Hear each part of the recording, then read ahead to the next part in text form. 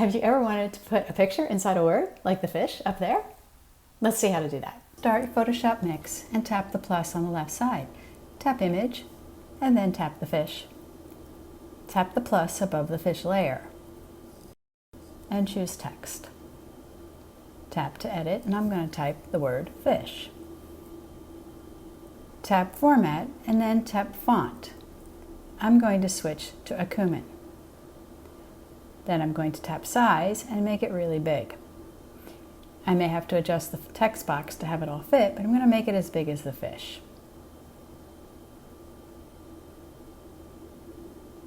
Then I'm going to tap Color and tap Black to make the letters black. Then I'm going to tap Fill and make that white, and then tap the check mark. And then I'm going to move the word fish below the picture of the fish. Tap Blend and tap Screen, then tap the check mark. Tap to share and choose Camera Roll. And now you have a picture of the fish inside the word.